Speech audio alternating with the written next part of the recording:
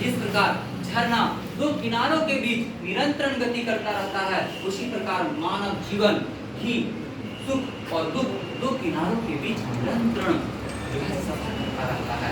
ऐसा कोई व्यक्ति संसार में नहीं है जिसके जीवन में सुख और दुख की घड़ियां नहीं आती हो। तो यहाँ हम लोग को पार्ट 3 के द्वारा जीवन में आने वाली अनेक प्रकार की समस्या और चुनौतियों के बारे में पढ़ाने जा रहे हैं हम आप लोगों को, और बताने जा रहे हैं कि जीवन में अनेक प्रकार की समस्याएं उत्पन्न होती है, लेकिन उन समस्याओं से कभी भी व्यक्ति को घबराना नहीं चाहिए, क्योंकि जीवन घबराने का नहीं, संघर्ष करने का नाम होता है। और मानव जीवन में, और खासकर आप सब लोग स्टूडेंट है, विद्यार्थी है, विद्यार्थी जीवन में अनेक प्रकार की चुनौतियां आती है।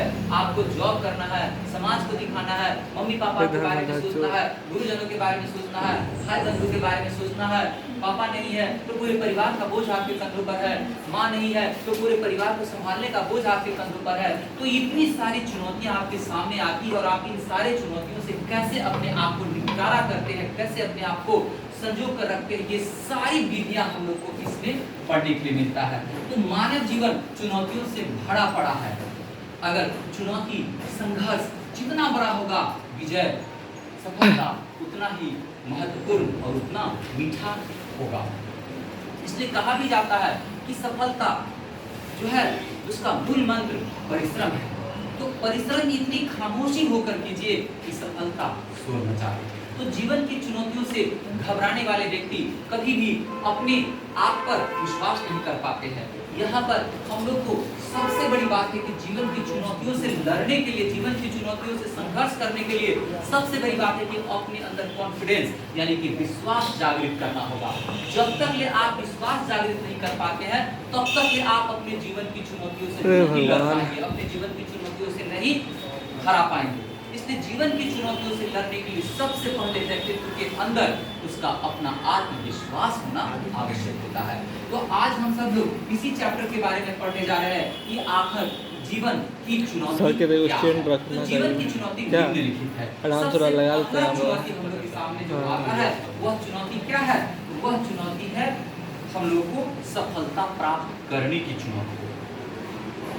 समाज, अब यहाँ पर एक शब्द आ रहा है कि समायोजन का अर्थ क्या होता है? समायोजन, समायोजन, समायोजन का अर्थ क्या होता है?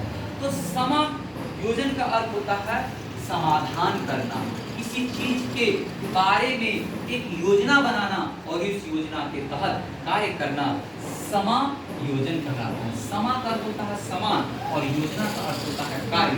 तो समान कार्य करने के लिए सबसे पहले एक योजना होनी चाहिए। अगर जब आपके पास योजना नहीं है तो चुनौतियां वहीं से शुरू हो जाती है। कुछ भी करने से पहले अपने आप को एक योजना के अंतर्गत उसको प्रिपेयर कर लीजिए, और तब आप अगर वो कार्य करते हैं तो आसानी से सफलता हो जाती है। हम लोगों के सामने डिफिकल्ट, हम लोग के सामने समस्या तब आती है जब हम लोग किसी भी चीज का योजना नहीं कर पाते हैं, यानी कि किसी भी चीज के लिए हम लोग कार्य नहीं बना पाते हैं कि हमको करना क्या है। अगर कल आपको दिल्ली जाना है तो आप दिल्ली जाने